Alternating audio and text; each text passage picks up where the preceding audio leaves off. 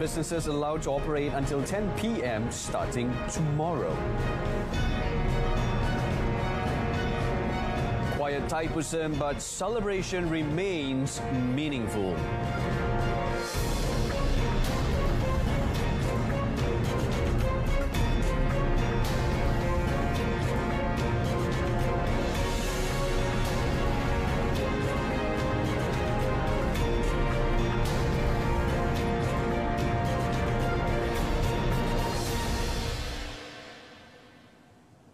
Thank you for joining us here on News at 10. I'm Brendan Laporte. The National Security Council, MKN, has decided to allow all business operate within Movement Control Order MCO areas to close at 10 p.m. starting tomorrow. Senior Minister for Security, Datuk Seri Semasa explained this decision is made to streamline enforcement operations as he cited confusion among businesses after the government previously allowed food outlets to open until 10 p.m. Maka mereka dibenarkan untuk melanjutkan perniagaan mereka sehingga pukul 10. Jadi kita seragamkan semua waktu perniagaan bagi setiap perniagaan yang telah pun kita luluskan dan benarkan. The Senior Minister explained pharmacies, vets, convenience stores and optical shops are among the retail businesses allowed to operate until 10 p.m. Apart from that, Datuk Seri Semasa said the forestry and timber sectors are all operations involving logging will operate as usual from tomorrow. Meanwhile, the Senior Minister said the government is working on amending the emergency ordinance to increase the amount of compound issued to MCO SOP violators. He said this amendment was considered following the high number of SOP violators recorded every day. Jadi saya harap rakyat tidak perlulah sehingga diambil tindakan oleh pihak berkuasa, kerana disiplin diri yang paling penting. Maka tuan-tuanlah yang perlu patuh kepada setiap SOP yang dikeluarkan, kerana SOP yang dikeluarkan bukan untuk menyusahkan rakyat tetapi untuk memastikan kesihatan tuan-tuan dapat dijaga dengan baik. The Senior Minister also disclosed that a total of 494 individuals were detained for violating the MCO SOP yesterday. He said 464 of them were compounded, 29 remanded, while one was released on bail. All officers and crew of the Fire and Rescue Department's JPBM air unit stationed at 3 air bases nationwide are free from COVID-19 infection. The department's Air Division Director Nazili Mahmood said this is due to the compliance with Standard Operating Procedure SOP while conducting various operations, including sending food aid to those living in areas affected by floods. He explained that the unit comprised of 27 pilots, 52 air quartermasters and 45 fire rescue special air services units that were alternately mobilized to perform the missions. Setakat hari ini, alhamdulillah tidak ada anggota kita yang bertugas yang dijangkiti COVID-19 ini lah. Yang mana kita sentiasa memberi perhatian yang serius sama ada keselamatan kapal itu sendiri, keselamatan penumpang yang kita bawa dan juga yang lebih penting lah keselamatan anak kapal kita untuk melaksanakan operasi yang sememangnya sangat penting di saat-saat genting ini. He said this after participating in a mission to send food supplies donated by the Orang Asli Development Department to the residents living into inland areas in Gua Musang, Kelantan. Now, the Perak state government is urging the public, especially business operators, not to view prison staff negatively, as this would cause uneasiness to these frontliners in curbing the spread of COVID-19. Menteri Besar Datuk Sarani Muhammad said this after he received information on several business premises in Taiping placing written notices prohibiting staff of Taiping Prison and Kamunting Detention Centre to enter their premises or areas. Ada beberapa buah kedai yang kita lakukan ada stiker dia. Tidak dibenarkan kaki tangan Kemta untuk beli barang. Itu adalah satu hukuman yang salah, satu penghinaan kepada mereka yang tidak bersalah. Sebab it is unfair. Saya sebutkan tadi, kita kena berterima kasih kepada mereka kerana itu adalah cara yang salah, kerana kita demoralize orang-orang yang telah bertugas untuk kebaikan kita. Datuk Sarani also urged all parties to respect and appreciate the frontliners, including the police and People's Volunteer Corps, who toiled in ensuring public adherence to the Movement Control Order, MCO, towards breaking the COVID-19 chain. He said this when met by reporters after visiting the roadblock at the Changkat Jering Toll Plaza today. On a related development, he said the low-risk COVID-19 treatment and quarantine centres, PKRC, in the state, located at the Perak Badminton Arena, Ipoh, and in Ulu Kinta, could still admit patients, as some of those under quarantine would be discharged in 10 days. The Sultan of Selangor, Sultan Sharifuddin Idris Shah, has emphasised that the decision made to limit the number of worshippers in mosques and suraus statewide is to ensure the safety of all Muslims. His private secretary, Datuk Muhammad Munir Bani, said this as the latest statistics show COVID-19 infections and deaths in Selangor are still trending upwards. Dato Muhammad Munir explained that the Sultan understood the worries and fears of the Muslims in Selangor in regards to not being able to congregate for prayers at the local mosques and suraus. However, His Highness said the lives of the people matter more, as he reiterated that the closure of mosques and suraus will not stop the Muslims from carrying out their religious duties. He said His Royal Highness also expressed his hopes that there will be no more parties arguing with each other regarding the decision that has been taken unanimously by authorities for the safety of Muslims in Selangor. Previously, Selangor Islamic Religious Department JIS Director Dato Muhammad Shah Zihan Ahmad announced on 14 January that Friday prayers and other congregational obligatory prayers will be suspended during the Movement Control Order MCO in all 425 mosques and 2,025 suraus in Selangor. Malaysia once again breached the 4,000 mark in daily COVID-19 cases as another 4,094 new infections were registered during the past 24 hours. Health Director General Tan Sri Dr. Nur Hisham Abdullah said Selangor reported the highest number of new cases at 1,577, with majority of the infections were contributed by the existing clusters and close contact screenings conducted by the Health Ministry. In a release statement, he said there are still 43,192 active cases in the country. A total of 303 patients are currently being treated at the ICU, of which 118 requiring ventilator support. Tan Sri Dr. Nur Hisham also disclosed 3,281 recoveries, raising the total number of patients fully recovered and discharged from hospitals to 154,299. The Health Ministry also identified 9 new clusters involving Johor, Pahang, Labuan, Selangor, Sarawak and Malacca. This latest development brings the cumulative figure of clusters reported so far to 779. Meanwhile, the death toll climbed to 717 after 10 more patients died from the viral disease. The vibrant celebration of Thaipusam has taken an almost silent turn this year after the government banned any mass gatherings for the event to prevent further spread of COVID-19.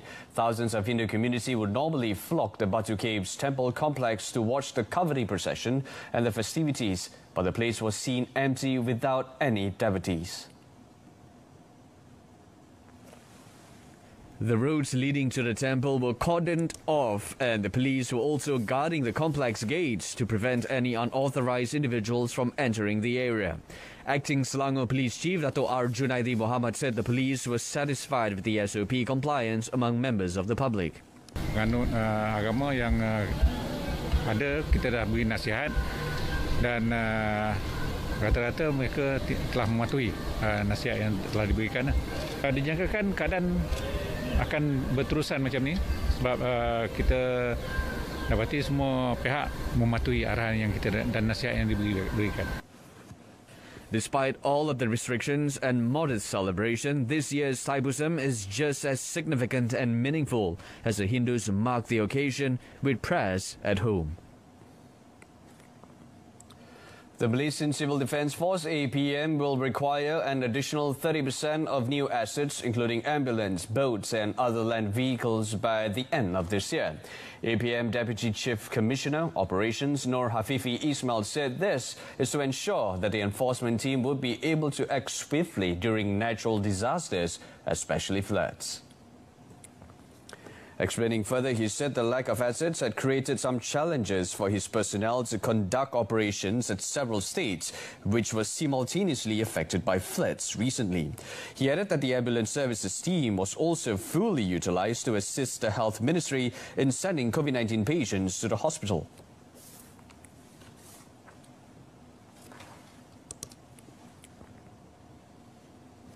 APM juga adalah merupakan jawatan kuasa pengurusan bencana peringkat negeri dengan daerah.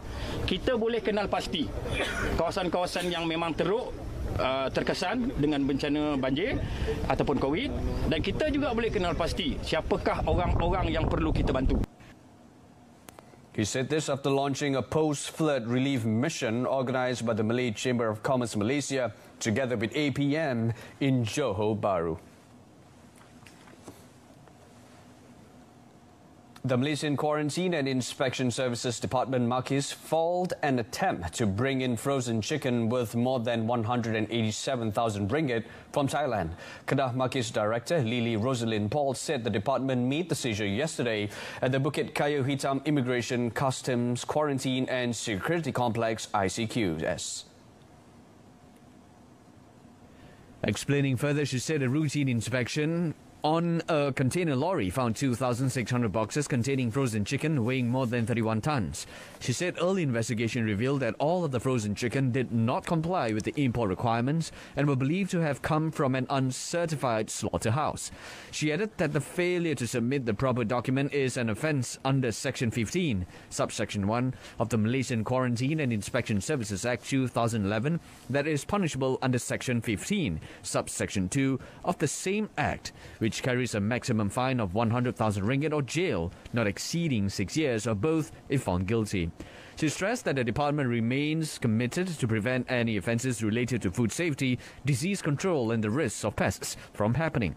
Previously, it was reported that Makis had seized a total of 61 tons of frozen chicken from Thailand, which worth about 495,608 ringgit at the same ICQS.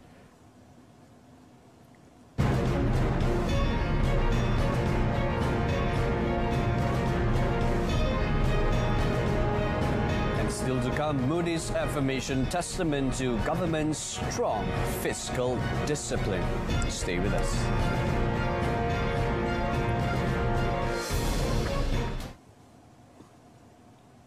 Moody's Investor Service has affirmed Malaysia's local and foreign currency long-term issuer and local currency senior unsecured debt ratings at A3 with a stable outlook.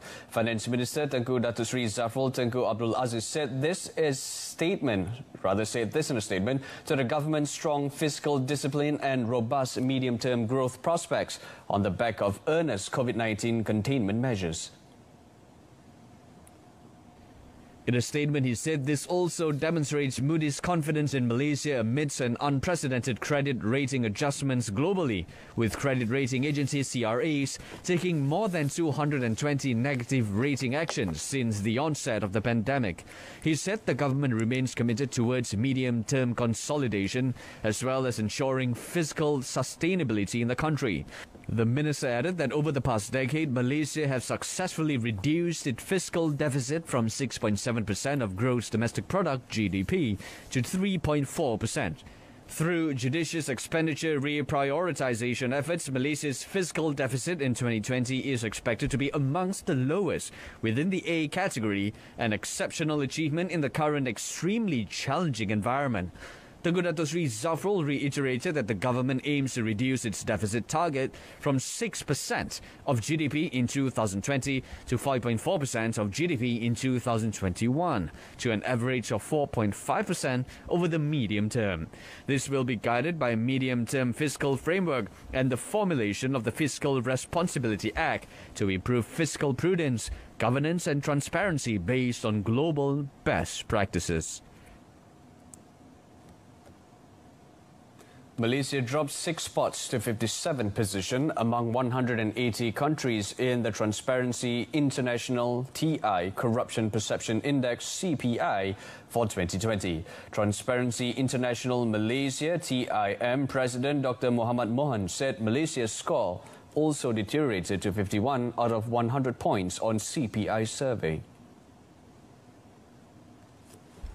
He said Malaysia may have dropped by 2 points, which is statistically insignificant, but the drop in score and position is a cause of concern. Dr. Mohamad said Malaysia needed to improve, and he remains optimistic Malaysia can do better than countries like Rwanda, Poland and so forth. Speaking in a virtual press conference to announce Malaysia's CPI for 2020 today, he said with ASEAN, Singapore is in top position, followed by Brunei 35th and Malaysia 57. The only country from Asia to be in the top 10 list is Singapore. The CPI scores and ranks are based on 13 surveys and expert assessments which measure the perceived level of corruption in the country's public sector on a scale from 0, perceived to be highly corrupted, to 100, perceived to be very clean. The proposed Comprehensive Air Transport Agreement (CATA) between ASEAN and the European Union is expected to be finalized by the second quarter of this year. EU Ambassador to ASEAN Igor Drisman said once finalized, the trade would benefit over 1 billion passengers in the region as it boosts the recovery of the airline industry. Will lead to a gradual, increase of the level playing field. Let me put it like that, between the EU and ASEAN. So it will increase air traffic, but it will do so in a way that is safe and secure for everyone. So it's definitely good for the consumers because it should lower the prices, but also for the airline companies. According to Drisman, the EU will initiate its first aviation agreement with Qatar after 5 years of negotiating with the Gulf country. Malaysia has previously reiterated its stand to join the CATA during the ASEAN-EU Foreign Ministries meeting on December last year.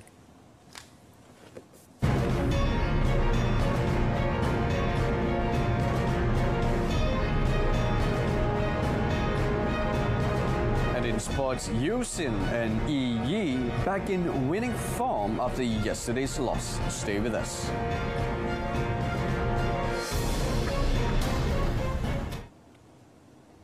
Independent shuttlers Ong Yusin and Teo Yi were back in their winning form at the BWF World Tour Finals after losing their Group A opener yesterday.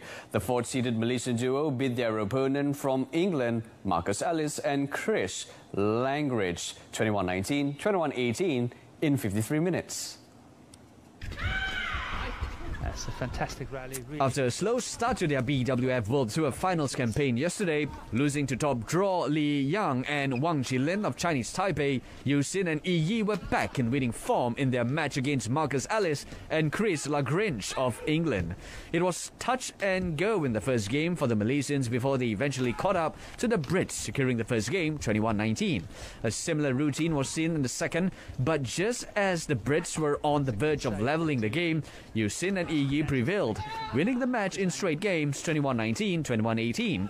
The fourth-seeded Malaysian duo would book their ticket into the semi-finals if they can beat another pair from England, Ben Lane and Sean Vandy, tomorrow. Meanwhile, national shuttlers Aaron Chia and Soh Woo-yik, who won their first match yesterday, failed to book an early ticket into the semis after losing to their Russian opponents Vladimir Ivanov and Ivan Sozonov in their Group B match.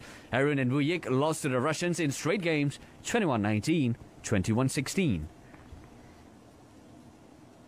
And that's it from us this evening. In our top story, all businesses allowed to operate until 10 p.m. starting tomorrow. Join us for updates at noon at 12:30 tomorrow. I'm Brendan Lepol. Thanks for watching.